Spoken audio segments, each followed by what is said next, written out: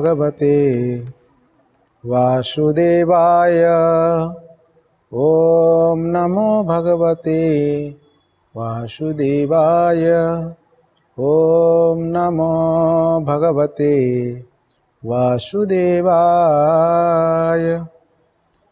ओम अज्ञानतिमिरन्धस्य ज्ञानञ्जनशलाकया चक्षुरुन्मिलितं येन तस्मै श्रीगुरवे नमः।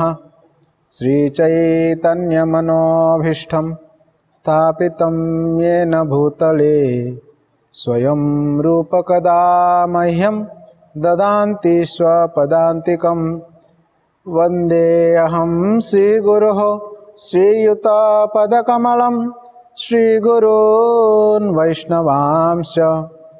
श्रीरूपं साग्रजातं सहगणरघुनाथान्वितं तं सजीवं साद्वैतं सावधूतं परिजनसहितं कृष्णचैतन्यदेवं श्रीराधाकृष्णपादान् सहगणा ललिता श्रीविशाखान्वितांश्च। हे कृष्ण करुणा सिंधु दीनबंधु जगत्पते गोपेश गोपिका कांत राधा कांत नमस्तुते। जयतां सुरतोर्पंगोर मम मंदमतिर्गति मत्सर्वस्व पदाम्भोजो राधा मदन मोहनौ। तप्त कांचन गौरांगी राधे वृंदावनेश्वरी वृषभानुसुते देवी प्रणमामि हरिप्रिये। कृष्णाय वासुदेवाय देवकी नंदनाय च नंदगोपकुमाराय गोविंदाय नमो नमः। नमस्ते तु हलग्राम नमस्ते मुसलायुध नमस्ते रेवतीकांत नमस्ते भक्तवत्सल। नमस्ते बलिनां श्रेष्ठ नमस्ते धरणीधर प्रलंबारे नमस्ते तु त्राहि मां कृष्ण पूर्वज।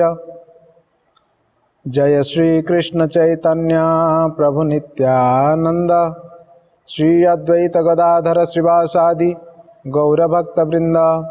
हरे कृष्णा कृष्ण कृष्ण हरे हरे हरे राम राम राम हरे हरे। नमो विष्णुपदाय।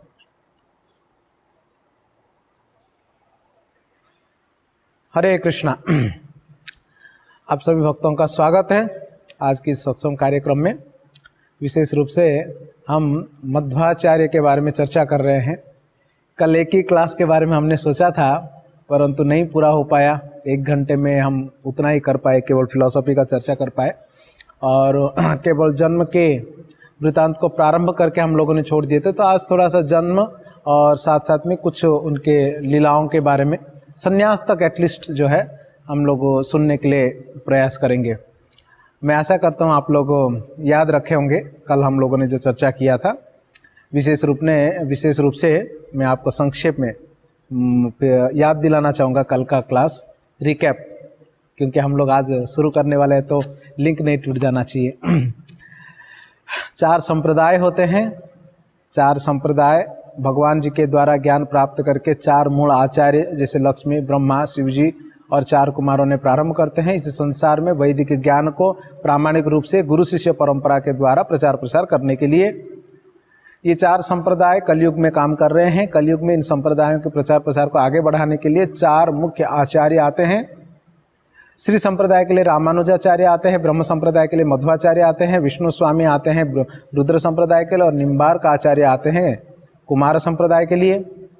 इन 4 आचार्यों का 4 अलग अलग सिद्धांत हैं। इसके अलावा एक और सिद्धांत है जो वैष्णव सिद्धांत नहीं है, मायावाद सिद्धांत कहते हैं, वो शंकराचार्य के द्वारा है। वो इन 4 आचार्यों से पहले वो लोग आए, शंकराचार्य जी आए थे।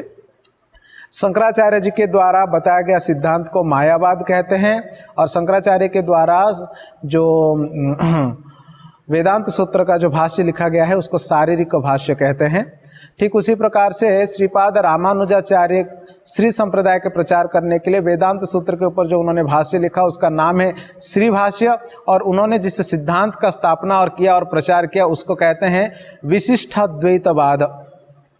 श्रीपाद मध्वाचार्य जो ब्रह्म संप्रदाय में आते हैं, उन्होंने वेदांत सूत्र के ऊपर उन्होंने भाष्य लिखा, कमेंटरी जिसको कहते हैं, उस भाष्य का नाम हो गया पूर्ण प्रज्ञ भाष्य, और उन्होंने जिस सिद्धांत का प्रचार प्रसार किया उसको कहते हैं द्वैतवाद।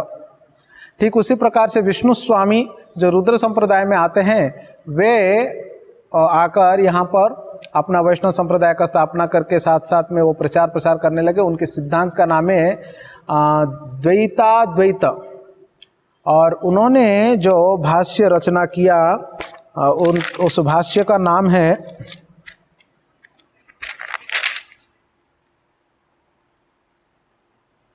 द्वैत शुद्धाद्वैत। हाँ, क्षमा चाहता हूँ। विष्णु स्वामी ने जिस सिद्धांत का प्रस्तुत किया उसका नाम है शुद्धाद्वैत, और उन्होंने लिखा हुआ वेदांत सूत्र के ऊपर जो भाष्य है उसका नाम है सर्वज्ञ भाष्य। और निम्बार्क आचार्य ने जो कुमार संप्रदाय के हैं उन्होंने प्रचार किया द्वैताद्वैत का, और उनका भाष्य का नाम है, वेदांत सूत्र के ऊपर जो भाष्य लिखे उसका नाम है वेदांत पारिजात सौरभ। और जो गौड़ीय वैष्णव है, गौड़ीय वैष्णव जो धारा है चैतन्य महाप्रभु से जो प्रारंभ हुआ है, उसका जो भाष्य है वेदांत के ऊपर बलदेव विद्याभूषण ने लिखा जयपुर में ही, उसको श्री गोविंद भाष्य कहते हैं। एक्चुअली गोविंद जी ने मदद किया लिखने के लिए, गोविंद जी खुद लिखे एक्चुअली ऐसे कहा जाता है, इसलिए गोविंद भाष्य उसको कहते हैं। और उसका सिद्धांत है अचिंत्य भेदा भेद तत्व। और फिर हमने ये भी सुना है कि 4 संप्रदाय से चैतन्य महाप्रभु जी ने 2-2 चीज़ों को लेकर आए हैं, फिर अपने संप्रदाय बनाए। ये सारा चीज़ों के बारे में हम लोगों ने कल चर्चा किया। और साथ साथ में हमने कल ये भी सुना था कि इस धराधाम में मायावाद सिद्धांत इतना ज़्यादा प्रचार प्रसार हो गया था कि यहाँ पर जो भक्त लोग रहते थे, भगवान के वैष्णव, भगवान के जो भक्त होते हैं, जो भगवान का स्वरूप को स्वीकार करने वाले, वो लोग बड़े डरे हुए रहते थे क्योंकि मायावाद का प्रचार बहुत ज़्यादा था और उनके पास इतना ज्ञान और इतना प्रचार का कौशल नहीं हुआ करता था जिसके द्वारा वो मायावादियों को परास्त नहीं कर पाते थे। उनके तर्कों के सामने ये लोग हार जाते थे, इसलिए वो बाहर बताते नहीं थे कि हम वैष्णव है करके, और हृदय में ही भगवान को पूजा करते थे, प्रार्थना करते थे। उनके दुखों को न सह पाके सारे देवताओं ने भगवान विष्णु को जाकर दुख बताया, कंप्लेन किया। तो भगवान विष्णु ने वायुदेव जी को आदेश दिए थे कि इस संसार में जाकर प्रकट होकर उन्होंने क्या करने के लिए, मायावाद को खंडन करके और उनके सिद्धांत को स्थापना करके प्रचार प्रसार करने के लिए वायुदेव तैयार हुए थे यहाँ आने के लिए। तो यहाँ तक कथा हमने कल सुना था। आज हम लोग कथा सुनते हैं यहाँ पर हुआ क्या था।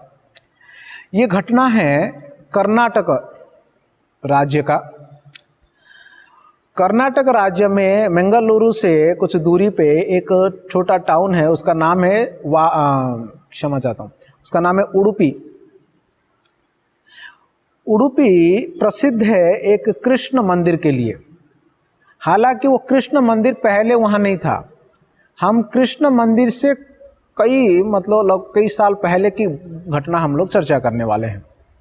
विशेष रूप से मध्य महाराष्ट्र के कुछ एरिया से लेकर लगभग उधर नीचे की ओर तक ये जो वेस्ट कोस्ट है, जो अरेबियन सी के जो पूरा तटवर्ती एरिया है जिसको कोंकण एरिया कहते हैं, लगभग उस एरिया में और पूरा वेस्ट कोस्ट में ब्राह्मणों का निवास स्थान ज़्यादा वहाँ पर प्राप्त होता है।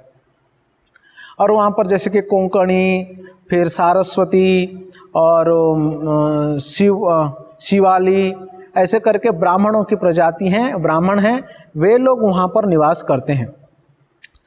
हमने ये भी सुना है कि वो जो एरिया है, जो कोंकण वाला जो एरिया, महाराष्ट्र को लग के एकदम से पीछे नीचे तक की जो एरिया है वेस्ट कोस्ट का, अरेबियन सी के जो बगल वाला एरिया है, पूरा नीचे एकदम से इंडियन ओशियन तक जो है, ये असलियत में परशुराम सृष्टि कहते हैं इसको, यानी ये एक्स्ट्रा ज़मीन है। हुआ यूँ था कि परशुराम जी ने जब कई बार पृथ्वी से जो बदमाश क्षत्रियों को परास्त करके मारकर वो पूरा भूमि को जो ले लिए थे, वो तो ब्राह्मण थे ना, तो उन्होंने क्या किया था, उसको ब्राह्मणों को दान में दे दिया। तो ब्राह्मणों को दान में दे देने के बाद वो कहाँ रहेंगे, क्योंकि दान दिया हुआ चीज़ को वापस वापरना नहीं चाहिए, वापस यूज नहीं करना चाहिए। तो तो इसलिए वो दान दिया हुआ चीज़ को वापस नहीं ले सकते, इसलिए अपना परशु को उन्होंने फेंका, तो वो अपने उनकी परशु से ये एरिया बनाया उन्होंने, इसलिए उस एरिया का लगभग परशुराम क्षेत्र या परशुराम सृष्टि भी कहते हैं। अभी भी वहाँ पर परशुराम जी निवास करते हैं, एक पहाड़ है वहाँ पर निवास करते हैं करके अभी भी कथन है। तो वहाँ पर बीचों बीच ये उडुपी करके जगह है, छोटा सा टाउन। ये उडुपी का और भी अलग अलग नाम है, कुछ लोग उसको रजत पीठ या रौप्य पीठ करके जानते हैं उडुपी जगह को। रौप्य पीठ उसका नाम पड़ने के पीछे भी एक ऐसा रीज़न था कि एक राजा सदियों पहले उन्होंने वहाँ पर हल कर रहे थे, मतलब ज़मीन को जोत रहे थे, तो उस समय एक सांप जो है उनके हल के नोक के नीचे आके मर गया। तो उसका प्रायश्चित करने के लिए जब भी वहाँ पर तपस्या करते हुए परशुराम जी को जाकर पूछते हैं, असलियत में वहाँ पर वो यज्ञ करते हैं और एक सोने का पीठ बनाते हैं और उसके ऊपर बैठकर परशुराम जी आकर यज्ञ करते, या वहाँ पर उन्होंने यज्ञ किए, जिसके वजह से उस जगह का नाम रौप्य पीठ पड़ा। वो जो आसन बनाए थे उन्होंने जिसके ऊपर बैठेंगे परशुराम जी आकर, उस रूपा का मतलब सिल्वर का था, तो इसलिए उसको मतलब रौप्य पीठ भी कहा जाता है। आज भी वो एरिया जो है ना एकदम से सिल्वरी है, वो एक्चुअली समुद्र के किनारे हैं, वहाँ पे मलपे करके बीच है, बहुत सुंदर रेती है, वहाँ का जो रेती है ना एकदम सिल्वरी है। और आप अगर इधर उड़ीसा साइड जाएंगे वे ऑफ बंगाल में, तो वहाँ पर जो रेती है ना वो गोल्डन रेती है एक्चुअली, और यहाँ पर सिल्वरी रेती है। हम गए, बहुत मनोरम जगह है वो उडुपी जो है। तो वहाँ पर ब्राह्मण रहा करते थे, विशेष रूप से ये उडुपी एरिया में जो ना शिवाली करके जो ब्राह्मण हैं वो लोग ज़्यादातर वहाँ पर रहा करते थे। ये नाम से तो ऐसा लगता है कि ये लोग महादेव जी के उपासक होंगे ये ब्राह्मण लोग, परंतु कुछ कुछ लोग उसमें से महादेव जी की उपासना करते थे, पर लगभग ये सब वैष्णव थे, असलियत में भागवत संप्रदाय के थे, भगवान और भागवत को जानते थे। और उस जगह पर उस उडुपी में असलियत में पहले से ही एक महादेव जी थे, शिवलिंग महादेव जी का नाम है चंद्रमौलेश्वर, वो अभी भी हैं। और वहाँ पर एक और महादेव जी या विष्णु है, वो कन्फ्यूजन में कुछ लोग रखते हैं उनको, हालांकि वो भगवान विष्णु है, परंतु वो शिवलिंग के रूप में उसकी उपासना किया गया है भगवान विष्णु को। ये जो राजा वो जो सांप मार दिए थे ना, उन्होंने परशुराम जी को वहाँ स्थापना किया, परंतु शिवलिंग के रूप में स्थापना किया और पूरा सिल्वर का बनाया हुआ था एवरीथिंग, इसलिए जगह का रौप्य पीठ पड़ा करके कहा था ना मैंने। तो वहाँ पर जब भी उन्होंने उपासना की, उस लिंग में से स्वयं परशुराम जी प्रकट हुए थे असलियत में उस समय पर, इसलिए जगह का नाम रौप्य पीठ हुआ। तो उनको अनंतेश्वर कहते हैं, अनंतेश्वर और चंद्रमौलेश्वर, ये दो वहाँ पर सदियों से निवास करते हैं। और वहाँ के ब्राह्मण जो है उनकी उपासना किया करते थे ज़्यादातर।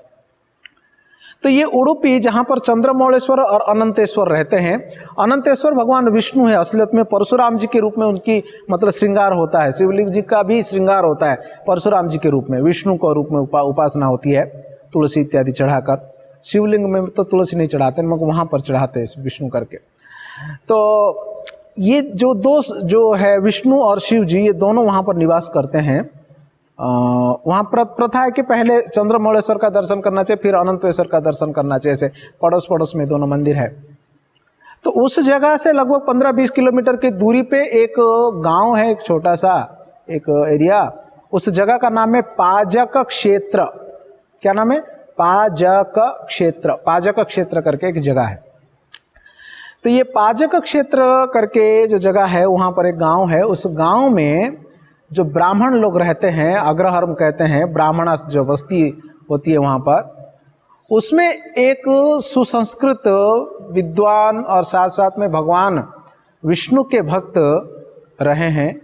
उनका नाम है मध्य गेह भट्ट। मध्य गेह भट्ट। कुछ लोग इस शब्द का व्याख्या करते हुए कहते हैं मध्य मतलब बीच में, गेह मतलब घर, भट्ट मतलब भट्ट साहब ब्राह्मण भट्ट सरनेम होता है ना, तो ये भट्ट साहब का घर जो है गांव के बीचों बीच था, इसलिए उनको मध्य गेह भट्ट कहते हैं। हो भी सकता है, परंतु उनका नाम मध्य गेह भट्ट है करके किताबों में लिखा हुआ है। और उनकी पत्नी का नाम था वेदवती। जिस प्रकार से नाम है उस प्रकार से ज्ञान भी, उसी प्रकार से पतिव्रता भी। ये दोनों ब्राह्मण पति पत्नी प्रतिदिन भागवत की श्रवण और भागवत का अध्ययन करते हैं और वहाँ से चल के प्रतिदिन वो अनंतेश्वर जाते हैं। ये 8-10 किलोमीटर चल के जाते हैं और अनंतेश्वर मंदिर में भगवान अनंतेश्वर की सेवा करते हैं, चंद्रमौलेश्वर का दर्शन करते हैं और वापस आते हैं। इस प्रकार से उनका जीवन यापन चल रहा था। जब संतानों की बात आई, 2 लड़का उनका जन्म होके पहले से ही मतलब शरीर छोड़ दिए थे, मर चुके थे, और एक लड़की उनका था। फिर भी इन्होंने भगवान से प्रार्थना किया एक और संतान प्राप्त करने के लिए, लड़के को प्राप्त करने के लिए। तो उसको प्राप्त करने के लिए उनको मालूम था ब्राह्मण दंपति होने के वजह से कोई भी चीज़ है वो हमारा प्रयास तो चाहिए, मगर साथ साथ में भगवान की कृपा की बहुत आवश्यकता है। जब तक भगवत कृपा नहीं है तब तक एक्चुअली कोई भी वस्तु हमें प्राप्त नहीं होगा।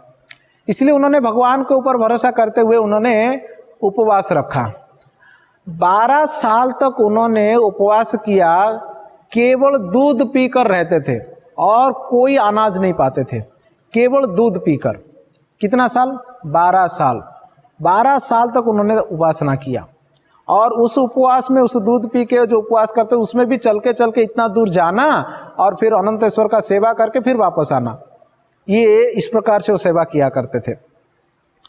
एक दिन की घटना है, मकर संक्रांति का दिन था। ये अनंतेश्वर मंदिर में भीड़ था, मकर संक्रांति की वजह से कुछ वहाँ पर प्रोग्राम वगैरह था, बहुत सारे लोग आए थे दर्शन करने के लिए। अचानक हुआ यूं, एक व्यक्ति अचानक पागलों के जैसा बिहेव करने लगा और सब लोग देख रहे, उसको पकड़ने के लिए प्रयास कर रहे हैं और वो मंदिर के बाउंड्री के ऊपर और मंदिर के ऊपर चढ़ गया। हर मंदिर के ऊपर चढ़ के जोर जोर से अनाउंस करने लगा, सुनो सुनो सुनो, बहुत ही अच्छे दिन आने वाले हैं। स्वयं वायुदेव जी भगवान के आदेशानुसार यहाँ पर जन्म लेने वाले हैं, जो यहाँ पर जन्म होके मायावाद का खंडन करेंगे, शंकराचार्य के सिद्धांतों का खंडन करके भगवान के स्वयं भगवान के अस्तित्व का स्थापना करेंगे वेदों के अनुसार। सारे वैष्णवों के लिए अच्छा दिन आने वाला है करके वो अनाउंस करने लगा और फिर वो नीचे आ गया, बेहोश हो गया। सब लोग सुन के आश्चर्य हुए, क्या ये सच में हो सकता है? सब लोगों ने बोले, ज्योतिषों ने बोले हाँ, ये असलियत में स्वयं अनंतेश्वर ही इस बात का अनाउंस किए हैं। अनंतेश्वर उस ब्राह्मण के अंदर आके वो ऊपर गए थे और वो अनाउंस किए हैं। ऐसे करके बातें चलने लगी। ठीक उसी समय पर ये जो मध्यगेह भट्ट की पत्नी वेदवती जो है वो गर्भवती हुई, उनके गर्भ में संतान आया। सचमुच ये संतान कोई और नहीं था, स्वयं पवन देवता यानी वायुदेव जो है वो उनके गर्भ में आए हुए थे। इसलिए माता का जो प्रभाव है, उनके चेहरे में जो प्रसन्नता है और शरीर से तेज जो है वो निकलने लगा, उसी प्रकार से जिस प्रकार से माता देवकी का शरीर से निकल रहा था। धीरे धीरे से सब कुछ मंगलमय कार्य होने लगा और विशेष रूप से जो देवता इत्यादि जो है उनके उधर आने लगे। इस प्रकार से सब वातावरण बन रहा था। धीरे धीरे से दिन बीतते गया और ऐसा शुभ घड़ी आई, विशेष रूप से ये आज का दिन दशहरा विजयादशमी का जो दिन है, उस दिन सारे देवताओं ने दुंदुबियाँ बजा रहे थे, वाद्य यंत्र बजा रहे थे, चारों तरफ खुशहाली थी, सब लोगों के चेहरे में एक प्रसन्नता था, मुस्कान था, सब लोग चिंता से मुक्त हो गए थे। इस समय पर वेदवती के गर्भ से एक संतान, एक शिशु वो प्रकट होता है और शिशु प्रकट होता है कि एक अद्भुत तरीके से प्रकट होता है कि वो साधारणतः जो मनुष्य का बच्चा जन्म होता है वो रोता है, रोते रोते जन्म होता है। प्रसव वेदना दोनों को होता है, माँ को भी होता है और बच्चे को भी होता है, वो रोता रहता है। परंतु यहाँ पर ये जो बच्चा, ये जो शिशु जन्म होता है माता के गर्भ से, ये रोता नहीं था, ये बहुत सुंदर सा मुस्कान दे रहा था, मुस्कुरा रहा था, मुस्कुराते मुस्कुराते जन्म हुआ। और इस बात को देखकर ये बात जब ये मध्यगेह भट्ट जो ब्राह्मण उनका वेदवती की पति उन्होंने देखा तो बहुत प्रसन्न हुए और तभी उनका नाम रखा वासुदेव, वासुदेव करके नाम रखा। हाँ, ये वो वासुदेव नहीं है, भगवान वासुदेव नहीं है, ये मध्यगया का लड़का का नाम वासुदेव रखा। तो बहुत आनंद की बात है, ये बात गांव में सब लोगों को फैल गई कि उनके घर में बच्चा हुआ है और वो रो नहीं रहा है, मुस्कुरा रहा है। सब लोग उसका मुस्कान देखने के लिए आते हैं और देख के बड़े खुश हो जाते हैं, मानो कि उनके सारा दुख जो है वो दूर हो गया हो। इस प्रकार से एक दिन दो, और उनका पिता बहुत प्रसन्न हो जाता है। उन्होंने क्या करते हैं, बहुत सुंदर सा गाय जो है वो ब्राह्मण को दान में देते हैं। जब भी संतान जन्म होता है तो हम मिठाई, साधारणतः संसार में मिठाइयाँ बांटते वगैरह वगैरह उत्सव करते हैं। असलियत में जन्म के समय पर अगर उत्सव करना है और विशेष रूप से जन्मदिन भी अगर मनाना है ना, ये सब केक कटिंग करके ये सब तमाशागिरी जो है ये विदेशी परंपरा है। असलियत में हमारे वैदिक सभ्यता में जन्मदिन के दिन जो है वो स्नान इत्यादि करके माता पिता का आशीर्वाद प्राप्त करके मंदिर में जाके भगवान का आशीर्वाद प्राप्त करके जो संत होते हैं संतों के पास जाना चाहिए, उनका आशीर्वाद प्राप्त करना चाहिए। उन्हें चप्पल, छाता, वस्त्र और क्षमता के अनुसार दान देना चाहिए, कभी गाय, कभी वस्त्र, ये सब ग्रंथ, भागवत गीता, ये सब दान देना चाहिए जन्मदिन के दिन। ये एक्चुअली असली जन्म उत्सव का पालन करने का तरीका होता है। तो मध्यगया भट्ट जो है वो अपने बच्चे के जन्म होने के खुशी से वो गाय भी दान दिया। इस प्रकार से 1 दिन, 2 दिन, 3 दिन, 4 दिन, इस प्रकार से 12 दिन ऐसे बीत गया। तो जब भी जो सूतक का जो समय है, उस समय अभी ब्राह्मण परिवार है, पता नहीं कितना दिन का सूतक कर रहे थे। ऐसा लिखा हुआ था कि साधारणतः संतान जन्म होता है या किसी का देहांत हो जाता है तो सूतक लगता है, कई दिनों तक जो है ना पूजा पाठ इत्यादि मंदिर जाना ये सब नहीं होता है। तो जब इस सूतक खत्म हो गया उनका, तो सूतक खत्म हो जाने के बाद वो उस बच्चे को लेके पति पत्नी, उनको तो मालूम था कि ये बच्चा जो है अनंतेश्वर की कृपा से ही प्राप्त हुआ है, भगवान की कृपा से ही प्राप्त हुआ है। तो उस बच्चे को लेकर वो चल के उनके गांव से वो उडुपी जाते हैं, जहाँ पर चंद्रमौलेश्वर और अनंतेश्वर का मंदिर है। देखो ये जो रास्ता है चंद्रमौलेश्वर और अनंतेश्वर का, जो बीच वाला रास्ता है वो जंगली घना रास्ता है। उस समय, अभी तो बहुत सुंदर सा रोड है और उस समय ये सब कुछ था नहीं। तो उस जंगल से होते हुए गए, वहाँ पर अनंतेश्वर का पूजा विधि किए, बच्चे का आशीर्वाद दिलाए, वहाँ पे संतों से आशीर्वाद दिलाए, वो सब हो गया और रिटर्न आ रहे थे। और जब रिटर्न आ रहे थे उस समय एक्चुअली रात हो गई थी, क्योंकि अभी वो 6-7 बज गया तो रात हो गई। तो वो रिटर्न आते आते और घना जंगल में थे और रात हो गई। रात हो गया तो वहाँ पर एक अद्भुत सा बात हुई, घटना हुई। सब लोग तो मसाल वसाल जला के चल रहे थे, परंतु वो झुंड के झुंड थे, बहुत सारे और भी लोग थे, और स्त्रियां और पुरुष लोग थे उनके साथ, क्योंकि बच्चे को लेकर गए थे, नवजात शिशु को। तो वहाँ पर हुआ यूं, एक एक व्यक्ति को उल्टी होने लगी, खून की उल्टी होने लगी, और सब पागलों के भांति इधर उधर गिर गए सब। और ये चीज़ देख के तो डर गए मध्यगया भट्ट। वो बच्चे को गोद में लिए हुए हैं और डर रहे हैं, क्या हो गया करके। एक्चुअली हुआ यूं था कि एक ब्रह्म राक्षस जो है उनके ऊपर अटैक किया, आक्रमण किया, एक ब्रह्म राक्षस आक्रमण किया। इसलिए जितने भी लोग थे सबको उल्टी हुई, खून की उल्टियां हुई, सब गिर गए इधर उधर सब। तो ये मध्यगया, और एक जन के शरीर के अंदर वो घुसा, ब्रह्म राक्षस घुस के चिल्लाने लगा, मैं मार दूंगा, खा जाऊंगा। मध्यगया भट्ट बहुत सारा ब्राह्मण लोग हैं, बहुत सारा मंत्र बोले, स्तुतियां बोले, ये बोले, वो बोले, वो सुन नहीं रहा था, उससे कुछ फर्क नहीं पड़ रहा था। क्योंकि ब्रह्म राक्षस से ब्रह्मभूत कौन होते हैं मानो, ब्राह्मण लोग होते हैं उनको पहले जो मंत्र सब मालूम रहता है, वो थोड़े सुनने वाले इससे। तो फिर मध्यगया भट्ट पूछते हैं कि क्या चाहिए आपको ना, तुम्हारे गोद में जो बच्चा है उसका पैर मेरे सर पे लगाओ। मध्यगया भट्ट डर गए, मेरा छोटा सा बच्चा अभी नवजात शिशु उसको, लेकिन तुमको मालूम नहीं ये बच्चा स्वयं वायुदेव है, इसलिए उसके पैर जो है ना मेरे सर पे लगाओ, तभी मेरा उद्धार हो जाएगा। तब जाके वो उनका पैर जो है, वो बच्चे का पैर उनके सर पे लगाते हैं।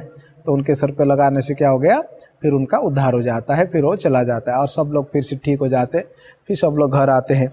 ये घटना को देख के सब लोग आश्चर्य हो जाते हैं, और सबको पता लग जाता है कि यस ये वो अद्भुत बालक है, भगवान की कृपा से प्रकट हुआ है और स्वयं वायुदेव है।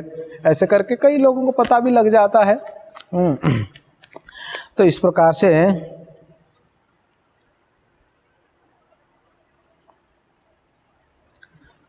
तो इस प्रकार से घर आ जाते हैं। धीरे धीरे से बच्चा बड़ा होने लगता है, धीरे धीरे से बच्चा बड़े होने लगता है। तो अभी समय आता है अन्नप्रसन्न का।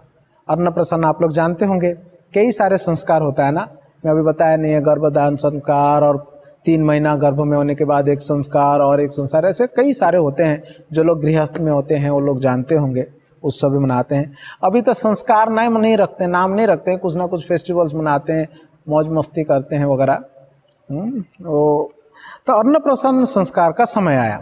तो जब अन्नप्रसन्न संस्कार का समय आया, उस समय थोड़ा 1 दिन की पहले की बात है, 1-2 दिन की पहले की बात होगी, उन लोगों ने प्लानिंग किए थे। तो एक दिन माँ ने क्या किया, उनके एक बहन थी ना, बड़ी बहन थी, वो बच्ची को बच्चे के पास बिठाई, बोली कि बेटा तुम यहाँ बैठे रहे ना इसके वासुदेव के पास, मैं पड़ोस में जाके आती हूँ। वो पड़ोस में चली गई और थोड़ी देर के बाद ये बच्चा जो है वो रोना शुरू किया। और रोया क्यों? भूख लग रहा था। असलियत में वो ना हर 1 घंटे में, आधे घंटे में उसको खाने के लिए चाहिए। इतना दूध पीता था, माँ परेशान हो जाती थी कि दूध कम पड़ जाता था उसके लिए, माँ का स्तन का दूध। तो माँ पड़ोस में गई थी कुछ बातचीत करने के लिए होगा, और ये बच्चा रोने लगा भूख लग रहा है करके। अभी जो बच्ची बैठी थी उसकी बड़ी बहन, वो समझा रही कि तू वासुदेव वासुदेव, नहीं जो जो जो जो अभी मम्मी आएगी। तभी वो रेंगना शुरू कर दिया था, एक्चुअली रेंगना शुरू कर दिया था, बहुत फास्ट फॉरवर्ड बच्चा है तो रेंगना शुरू कर दिया था। तो रोने लगा और चिल्लाने लगा, और जोर जोर से चिल्लाने लगा, और इतना जोर से चिल्लाने लगा वो बच्ची सह नहीं पाई, कान बंद करके भाग गई घर से बाहर तो जब भी घर से बाहर बच्ची भाग गई, उसकी बहन, उसने क्या किया वो रेंगते रेंगते गया उस कमरे में, एक कोने में घोड़े का चना आता है ना, चना घोड़े को खिलाया जाता है ना, चना, वो रखा हुआ था 40 किलो तो वो गोनी को खींच लिया, और खींचा तो गोनी गिर गई, तो चना खाने लगा उधर ही, ऐसे लेटे लेटे पेटुआ के लेटे लेटे खाने लगा, और खा के उधर ही बैठा हुआ है। 40 किलो का चना खत्म कर दिया, फिनिश कर दिया। सोचो ऐसा गजब बच्चा था ये वासुदेव। खत्म करके पेट एकदम से टुमटुमासा हो गया है, और मस्त मुस्कान देके उधर लेटा हुआ है। माँ आई, बेटी बाहर, तो बाहर क्यों ना, वो बहुत चिल्ला रहा है, सुनता नहीं है, भूख लगा शायद।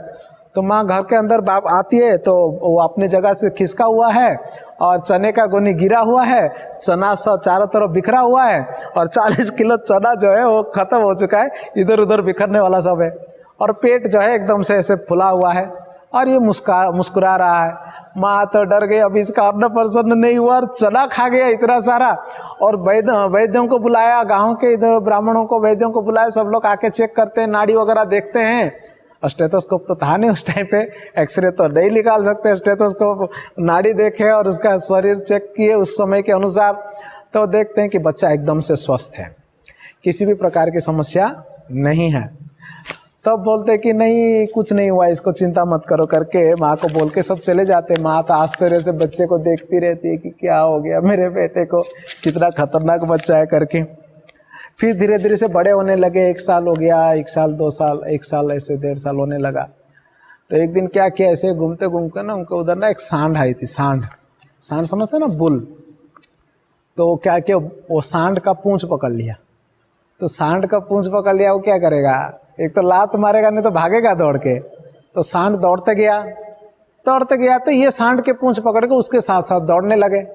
अभी इतने छोटे बालक, और दौड़ते दौड़ते सांड जिधर जिधर घूम रहा है उधर उधर दौड़ रहे हैं, और घर में खोजने लगे, पिताजी खोजने लगे, माँ खोजने लगी, अड़ोस पड़ोस को खोजने लगे, गांव वाले सब खोजने लगे, कहाँ गया वासुदेव, कहाँ गया वासुदेव, कहाँ गया वासुदेव करके। कहाँ मिलेगा, वो तो सांड को लेके कहाँ घूम रहा है। और कोई व्यक्ति जो गाय चराने के लिए गए हुए हैं, खेती में गए हुए हैं, या कुछ और कार्य से बाहर गए हुए, वो लोग देख रहे हैं कि कहाँ पे वो पहाड़ियों में और खेतियों में, जंगलों में घूम रहा है, वो पूंछ पकड़ा हुआ है, छोड़ नहीं रहा है पूंछ को।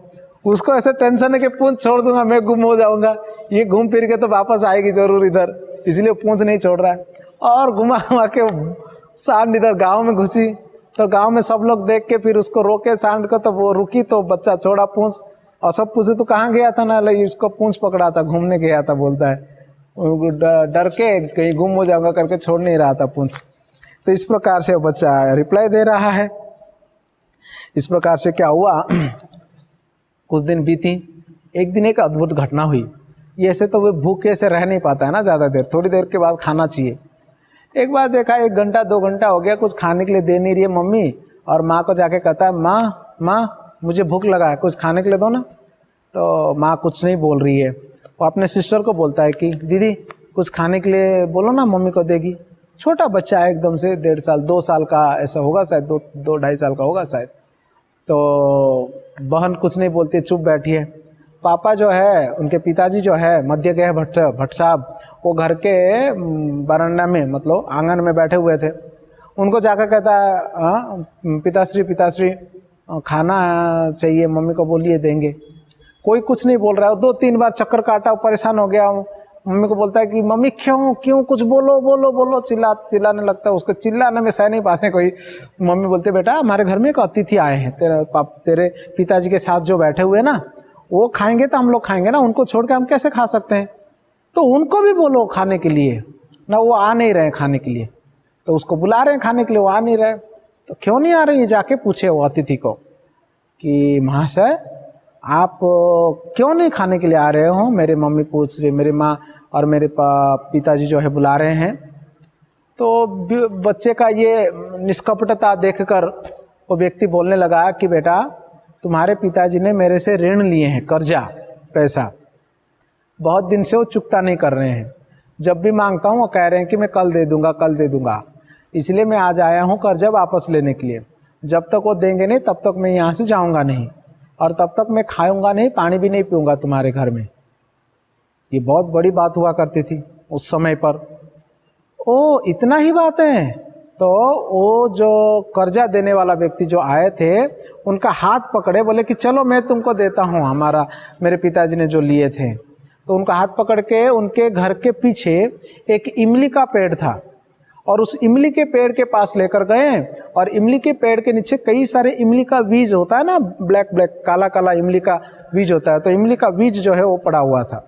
तो उसमें से 2-4-5 जो भी उनके हाथ में आया होगा छोटा छोटा, वो हाथ से लिए और उनके हाथ में देकर बोलते हैं कि ये ले लीजिए, करके हाथ में दे देते हैं, ये हो गया आपका। और वो इमली का बीज जब भी खोल कर देखते हैं तो वो सोने के मुद्रा में परिवर्तन हो जाता है। वो आश्चर्य हो जाता है वो व्यक्ति, ओहो ये कौन है ये दिव्य अद्भुत बालक करके। फिर जाके वो खाना खाते, वो भी खाते हैं। इस प्रकार से उन्होंने उनका ऋण जो है वो चुकता किया उनके पिताजी का।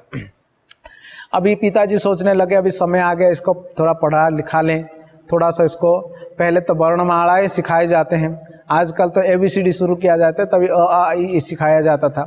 तो वर्णमालाएँ सिखाने के लिए पहले एक चॉकपीस होता था, या तो कोई ऐसे पत्थर जो दूसरे पत्थर के ऊपर लिखा जा सकता था, तो वो उसमें सिखाते थे पहले। तो एक पत्थर के ऊपर चॉकपीस से उनको सिखाना के लिए उन्होंने वहाँ पर एक सेरेमनी जैसे किए, और उन्होंने ओम हरि ही, फिर आ सब सिखाने लगे। फिर दूसरे दिन भी पिताजी बोले चल बेटा थोड़ा सा पढ़ाई करेंगे, तो उधर फिर से आ सिखाने लगे। बच्चा बोलता है क्यों, कल तो बताया था ना, आज क्यों बता रहे हैं फिर से? ना आपको याद हो गया ना? हाँ तो कल बताया था, क्यों नहीं याद होगा? तो वो भी सब लिखने लगा, पूरा वर्णमाला लिख डाला। पिताजी आश्चर्य हो गए। तो उन्होंने बोले कि इसको तो अभी तुरंत कोई गुरुकुल में जो है दाखिला करा देना चाहिए, स्कूल में डाल देना चाहिए। तो एक बार की घटना है, कहीं से एक विवाह के लिए उनको इनविटेशन आया उनके घर में। तो कुछ कारणवश मध्य गए भट्ट जो है वो नहीं जा पाए। तो वेदवती अपने बेटे को लेकर गई थी, ये छोटा सा शिशु जो है, ये लड़का वासुदेव को लेकर गई थी। तो वो तो फेस्टिवल में बिजी थी, शादी के उत्सव में किसी के वहाँ पर। परंतु ये लड़के को उधर जमता नहीं था कि घरेलू काम काज, शादी ब्याह, ये सब भीड़ भाड़, तो वो एकदम स्वच्छंद रहने वाला लड़का था, बाहर ऐसे ही घूम रहा था इधर उधर गांव में।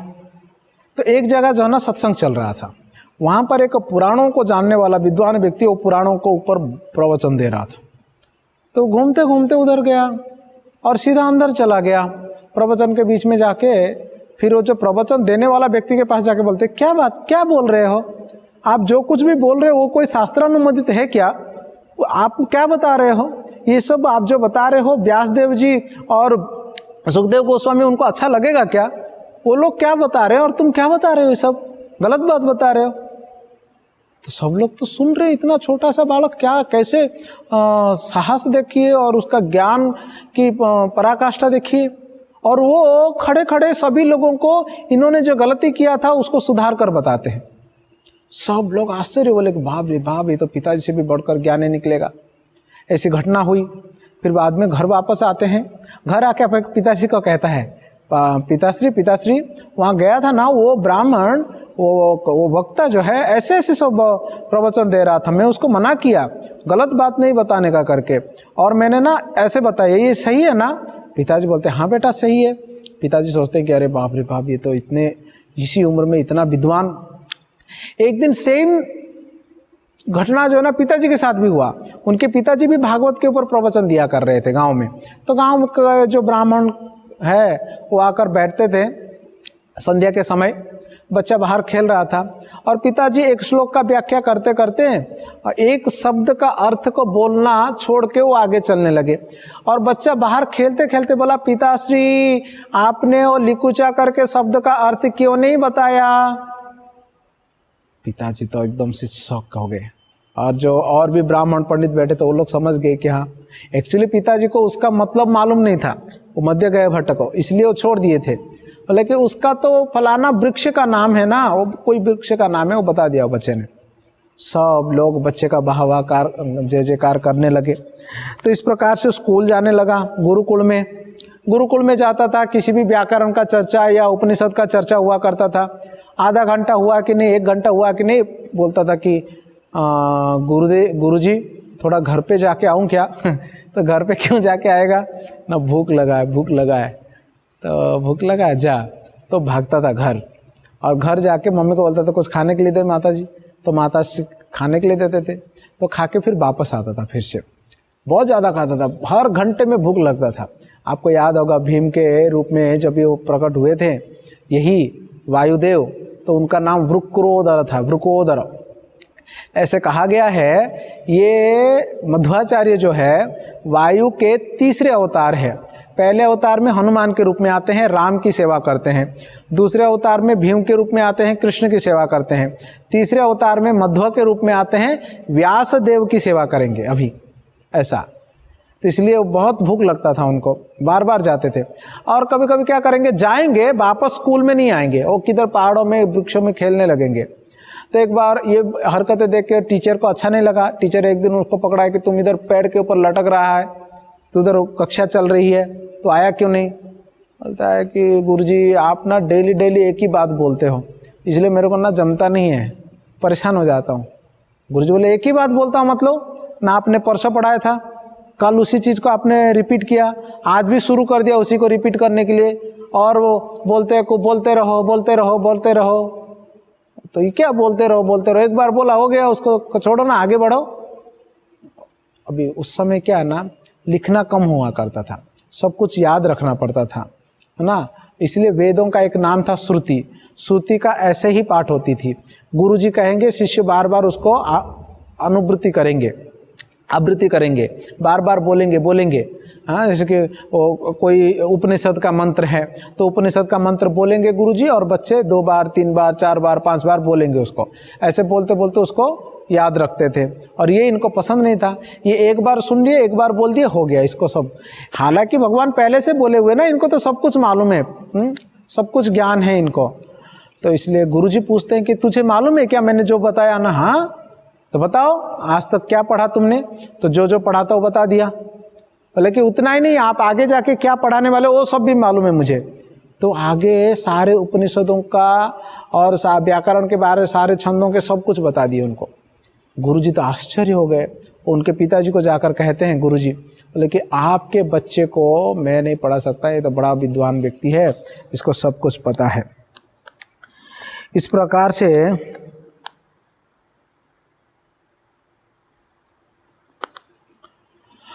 एक बात मैंने छोड़ दिया, जब ये वो पंडित को हरा दिए थे ना वो गांव में, सब लोग सोच रहे थे कि बच्चा सही बोल रहा है कि अपने मनगढ़ंत ढंग से बोल रहा है करके।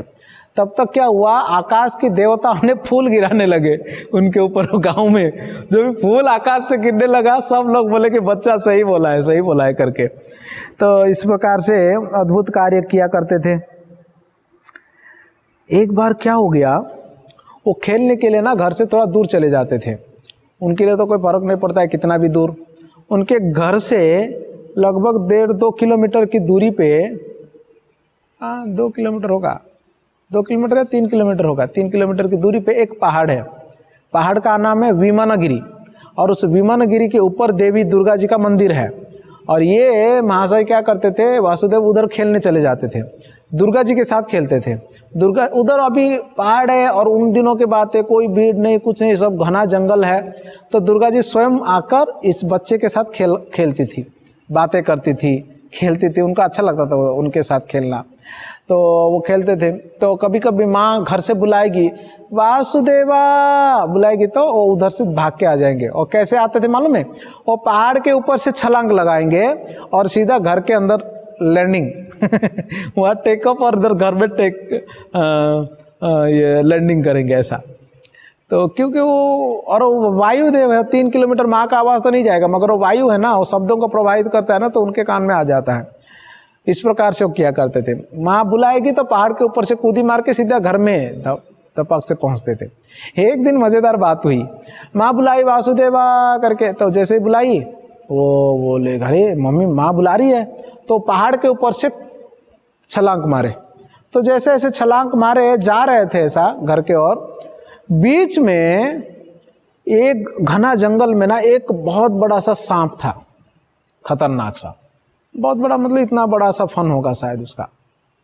तो सांप देख लिया है बच्चे को, और तुरंत वो सांप जो है जंगल से ऐसे ऊपर उठा बच्चे को पकड़ने के लिए, काटने के लिए, मारने के लिए। और बच्चा ऊपर जा तो रहा था, वो देख लिया कि ये सांप मुझे काटने के लिए आ रहा, तो अपना एक पैर से सांप के फन को दबाया नीचे, तो ऐसे दबा उसका फन पत्थर के ऊपर, उस पत्थर में उस सांप का फन का निशान बन गया, और वो सांप कुचल के मार दिया सांप को, और दूसरे बार जंप मार के घर पे चला गया बच्चा। ये सांप जो है मणिमान नामक एक राक्षस था, असलियत में मणिमान नामक एक राक्षस था। महाभारत के युद्ध में, त्रेता युग में भीम ने इसको मारा था, और उधर खुन्नस लेकर मर गया था कि भीम को मैं जरूर मारूंगा एक दिन करके। और उस खुन्नस के वजह से, उस ईर्ष्या के वजह से वो इस जन्म में सांप होके जन्म हुआ। देखो भक्त, अगर हम दूसरे के प्रति अननेसेसरी ईर्ष्या करेंगे ना, जलेंगे ना, सांप बनेंगे। तो सांप बन के जन्म हुआ, और उसको आइडिया था कि इधर किधर ये फिर से जन्म होने वाला है, और इसलिए वो सांप कई सालों से उसी जंगल में घूम रहा था। ये बच्चा आएगा तो मारूंगा। जब ये बच्चा उड़ रहा था, वो पता लगा लिया ऐसे उड़ने वाला भीम ही हो सकता है और कोई नहीं। इसलिए ताकतवर बच्चे को देख के सांप जो है छलांग लगा के उसको मारना चाह रहा था, और उसको पैर से दबा के कुचल के मार दिया, उसको मणिमान नाप को खत्म कर दिए। उसके बाद उनके घर में भी जब भी छलांग लगा के घर में उतरते ना, उनके घर में अभी भी पैरों का निशान है। वो पत्थर के ऊपर ऐसे कूदते थे, वो पत्थर में पैर का निशान बन जाता था ऐसा। भीम है, अभी उनका क्या कहना है। तो इस प्रकार से लगभग 7-8 साल के हो गए, 8 साल के 9 साल होने लगे। एक दिन उनके घर के पीछे एक सूखा लकड़ी को लेके इधर इधर इधर इधर गंभीरता से घूम रहे। कभी कभी आप देखेंगे ना, बच्चे कोई ना कोई लकड़ी पकड़ के कुछ ऐसे ऐसे करते रहेंगे, कुछ खेलते रहेंगे। ये भी बच्चा एक सूखा लकड़ी को लेकर ये घूम रहा है, इधर इधर इधर उधर जा रहा है बड़ा गंभीर से। पिताजी देखे बहुत देर से वो ऐसा घूम रहा है, तो पिताजी आए, बोले कि बेटा आप यहाँ पर क्या कर रहे हैं? हम कब से देख रहे हैं आपको इधर उधर घूम रहे, बहुत सोच में पड़े हुए, क्या सोच रहे हैं? तो बोलता है कि पिताश्री, मैं सोच रहा हूँ ये शंकराचार्य जी ने जो अद्वैतवाद जो प्रचार किया है ना, मायावाद, उसका खंडन कर देता हूँ। ये सब जगह सब गलत चीज़ फैला के रखा हुआ है, उसको खंडन कर दूंगा मैं। पिताजी आश्चर्य हो गए। ये 8 साल के बच्चा, एक छोटा सा बच्चा, उसका सोच देखो, खेलने कूदने घूमने का शौक नहीं है। वो ये सोच रहा है कि शंकराचार्य के द्वारा लिखा गया जो सिद्धांत है, जो मायावाद है, उसको खंडन करेगा। पिताजी तो सोच नहीं पाए क्या बोलेंगे। बोले कि बेटा मायावाद भाष्य कैसे खंडन हो सकता है? हम जानते हैं वो गलत है, वो लोग भगवान को स्वीकार नहीं करते हैं, हमें दुख जरूर होता है, परंतु खंडन कैसे करेंगे? इतना ज्ञान कहाँ से आएगा? शंकराचार्य के भाष्य को खंडन करना मतलब खाने का काम थोड़े है ना। मैं कर दूंगा पिताश्री। पिताजी बोलते, बेटा आपके हाथ के सूखा लकड़ी को गाड़ने से वृक्ष होना जितना असंभव है, उतना ही मायावाद फिलॉसफी को खंडन करना असंभव है। शंकराचार्य का ऐसा नाम था उस टाइम पे। बेटा बोला, अच्छा तो वो सूखा लकड़ी को वो जमीन में गाड़ा, उधर ही पिताजी के सामने पानी डाला, बोलता कि वृक्ष हो जाओ, तो लकड़ी वृक्ष हो गया, सूखा लकड़ी। पिताजी तो आश्चर्य हो गए, बोले कि पिताश्री आप बोले ना सूखा लकड़ी अगर वृक्ष बन जाएगा मायावाद का खंडन हो जाएगा। अभी देखिए सूखा लकड़ी जो है वृक्ष बन गया, इसका मतलब मैं मायावाद का खंडन कर दूंगा। इस प्रकार से पिताजी के साथ तर्क किया करते थे। उन दिनों में वो जब उडुपी जाया करते थे, उडुपी में अनंतेश्वर मंदिर में एक संत से मिलते थे, वो एक सन्यासी से मिलते थे। उस सन्यासी, उस संत का नाम था अच्युत प्रेक्ष, और उनके और भी शिष्य रहा करते थे। परंतु अच्युत प्रेक्ष जो है, इस बच्चे को, ये वासुदेव को बहुत प्रेम करते थे। ये अच्युत प्रेक्ष का घटना बहुत अद्भुत है, एक मजेदार विषय है। अच्युत प्रेक्ष संन्यास लिए हुए हैं शंकराचार्य के मठ में, मतलब मायावाद धारा में संन्यास लिए हुए हैं, परंतु दिल से वो हृदय है, हृदय से जो वो वैष्णव है, भगवान विष्णु के रूप को मानने वाले। मायावाद को पढ़ते हैं बट उनको हजम नहीं होता है, बट दूसरा कोई गुरुकुल है नहीं, दूसरा कोई संस्था है नहीं, इसलिए क्या करेंगे, इसलिए पढ़ रहे हैं और उसी चीज को दूसरों को पढ़ाते भी हैं। क्या कर सकते हैं। एक दिन की बात है, अच्युत प्रेक्ष को उनके गुरुजी ने बुलाया। उनका गुरुजी का अंतिम समय था, मतलब शरीर छोड़ने वाले थे, ऐसा था। अच्युत प्रेक्ष के गुरुजी बुला के अच्युत प्रेक्ष को अकेले में बोलते कि हे अच्युत प्रेक्ष, आज तक मैंने जो तुमको सिखाया, जो तुमको पढ़ाया है, वो सब बकवास है, गलत है। सोचो, जीवन भर पढ़ने के बाद, जीवन भर सिखाने के बाद गुरुजी बुला के बोलेंगे बेकार है, फालतू है, टाइम पास है, कोई वैल्यू नहीं है, गलत चीज मैंने तेरे को बताया। शिष्य का क्या हालत होगी। अच्युत प्रेक्ष आश्चर्य से देख रहे थे। वो समझाए कि भगवान बहुत सुंदर हैं, स्वरूप है भगवान का, वो एक व्यक्ति हैं। शंकराचार्य ने उनको व्यक्ति नहीं है करके साबित किया हुआ है। ये मुझे हजम नहीं होता है, मगर मैं खंडन नहीं कर सकता हूँ। मैं जानता हूँ, मैं भगवान का भक्त हूँ, मैं भगवान का उपासना करता हूँ, मगर तुम लोगों को बताया नहीं था मैं आज तक। विशेष रूप से आपको मैं तुमको बताता हूँ कि असलियत में भगवान विष्णु है, हम उनके समान हो नहीं सकते हैं, हम उनसे अलग हैं, हम मुक्ति प्राप्त करके भी ब्रह्म में एकाकार हो नहीं सकते हैं। मायावाद गलत है। ये कैसे होगा ना, ये आगे जाके कोई ना कोई एक संत आएंगे और वो इसका खंडन करेंगे, और तुम ये मायावाद को छोड़ के तुम जो है भगवान विष्णु का सेवा करना शुरू करो। अच्युत प्रेक्ष तब से अनंतेश्वर का सेवा करना शुरू किया। अनंतेश्वर का सेवा किया करते थे पहले से ही, और वो रोज अनंतेश्वर को प्रार्थना करते थे कि मुझे एक ऐसा व्यक्ति दिखाओ जो इसको खंडन कर सके और वैष्णविज्म का प्रचार कर सके। जब वासुदेव बच्चा जब उनको दिखा, तब उनको लगा कि कहीं यही वो लड़का तो नहीं है ऐसा करके। तब क्या हुआ, स्वयं ये वासुदेव जाकर अच्युत प्रेक्ष को कहते हैं कि हे गुरुजी, आप मुझे अपने शिष्य के रूप में स्वीकार करो, मुझे संन्यास लेना है। अच्युत प्रेक्ष आश्चर्य हो जाते हैं। 10-11 साल का हो गया था, तब 10 साल का ऐसा हुआ था। 10-11 साल का लड़का आकर कह रहा है संन्यास लूंगा करके, क्या गंभीर बात है। वो खेल कूद की इच्छा से नहीं था, नाम कमाने के लिए संन्यास बन के दिखा दूंगा करके उद्देश्य नहीं था। उनका इच्छा था कि सिद्धांत को खंडन करेंगे करके। अच्युत प्रेक्ष खुश तो होते हैं। तब तक उनके पिताजी ढूंढते हैं बच्चा कहाँ गया, पता लगता उधर है, वो आते हैं। बच्चा बोलता मैं घर नहीं जाऊंगा, मुझे संन्यास लेना है। पिताजी रोने लगते हैं, बहुत समझाते हैं। बेटा बोलता है मुझे संन्यास लेना है, घर शादी परिवार ये सब मुझे कुछ लेना देना नहीं है, मेरा टारगेट ही कुछ और है, मेरा जीवन का लक्ष्य कुछ और है। पिताजी बहुत रोते, नहीं मानते। अच्युत प्रेक्ष को समझाते, अच्युत प्रेक्ष कुछ नहीं बोलते, साइलेंट रहते हैं। बेटे को फिर से समझाते हैं, बेटे को दंडवत प्रणाम करते, बेटा तेरा मैं पैर पड़ता हूं, तेरे माँ के लिए तो एटलीस्ट घर आ जा। ये सुन के बेटा बोलता है कि पिताजी आपने परमिशन दे दिया मुझे सन्यासी बनने के लिए।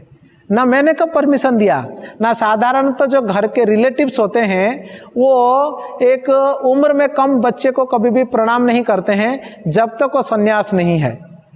और आपने मुझे प्रणाम किया तो आपने ये स्वीकार किया कि मैं सन्यासी हूँ करके। इस बात को सुन के पिताजी अभाग हो जाते, रोते, बोलते कि बेटा तुम देखो ऐसा मत करो, बहुत समझाते। उनका सन्यासी का तैयारी भी हो गई थी। उस बीच में तो ऐसा भी घटना हुई थी कि स्वयं अनंतेश्वर एक ब्राह्मण के शरीर में आए और इस बच्चे का हाथ पकड़ के अच्युत प्रेक्ष्य के पास जाकर कहते हैं मैं अनंतेश्वर हूँ और ये जो है ये पूर्ण प्रज्ञ है, इसको सब कुछ ज्ञान है। प्रज्ञ ज्ञान, पूर्ण मतलब संपूर्ण रूप से सब कुछ ज्ञान है इसको, और ये तुम्हारा शिष्य बनेगा, यही मायावाद का खंडन करेगा। तुम्हारे गुरुजी ने जो बोला था, तुम जो सोच रहे थे इतना दिनों से, ये वही लड़का है। अच्युत प्रेक्ष्य तब खुश हो गए थे। तो पिताजी इधर रो रहे हैं माँ के लिए, बोलने लगे रो रो के, बेटा सोचो तुम कैसे लोगे हमारे परमिशन के बिना, क्या वो सन्यास, क्या वो भक्ति जो है वो काम का रहेगा, माता पिता को इतना दुखी कर रहे हो। जो एक साधारण पिताजी क्या बोलता है बेटा ब्रह्मचारी या सन्यासी बनना चाहता है, तो वही सब बोलने लगे हो।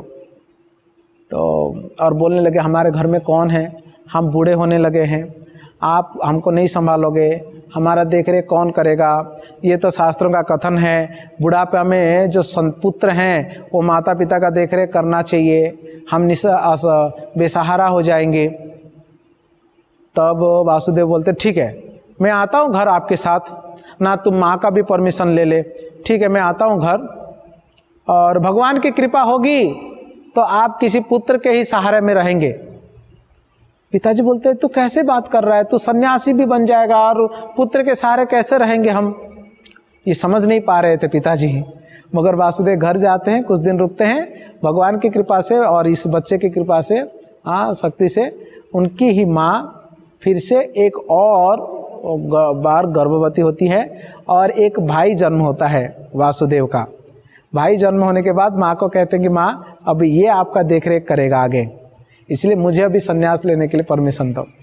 माँ बोलती है कि बेटा अगर 2 बेटे होते तो ऐसा कभी नहीं होता है कि दूसरा बेटा हुआ करके पहले बेटे से प्रेम कम हो जाएगा, वैसा वैसा सब करने लगे। तो माँ को वो वासुदेव कहने लगे देखो माता, आप अगर सच में मुझे देखना चाहते हो कभी कभी भी तो मुझे संन्यास के लिए परमिशन दे दो, नहीं तो मैं ऐसे चला जाऊंगा ना, कभी इधर आऊँगा नहीं, दिखूंगा भी नहीं आपको। माँ एकदम चुप हो जाती है और चुप्पी मौनम स्वीकार्य लक्षणम, चुप हो जाती है, परमिशन समझते हैं। फिर वो माता पिता का प्रणाम करके आ जाते हैं। अच्युत प्रेक्ष्य उनको संन्यास देते हैं और उनका सन्यासी नाम होता है पूर्ण प्रज्ञा। उनका नाम क्या होता है? पूर्ण प्रज्ञा उनको नाम रखते हैं अच्युत प्रेक्ष्य। इस प्रकार से एक 10-11 साल का लड़का अच्युत प्रेक्ष्य नामक एक सन्यासी से संन्यास ग्रहण करते हैं। तेजियान बड़ा प्रसन्न थे, सभी आश्रम और उनके सब लोग भी प्रसन्न थे। इस प्रकार से मध्वाचार्य, अभी आगे जाके मध्वाचार्य नाम होगा, अभी उनका नाम हुआ पूर्ण प्रज्ञा। और वो इस 10-11 साल की उम्र में ही, कोई लोग 12 साल भी कह रहे हैं, 12 साल की उम्र में ही उन्होंने संन्यास ग्रहण किया। तो इस प्रकार से आज हम लोगों ने ये पूर्ण प्रज्ञा का अभी दूसरा नाम है, या पहला नाम वासुदेव था, अभी पूर्ण प्रज्ञा हुआ, आगे जाके मध्वाचार्य होगा। अभी संन्यास के बाद भी बहुत सारे अद्भुत लीलाएं, बहुत सारे ज्ञान की चीज़ें अभी है, हम लोग फिर से कभी इसके बारे में चर्चा करेंगे। इस प्रकार से पूर्ण प्रज्ञा नाम जो है इनका पड़ा मध्वाचार्य का। श्रीपाद मध्वाचार्य की जय, श्रील प्रभुपाद की जय, निताई गौर प्रेमानंदे।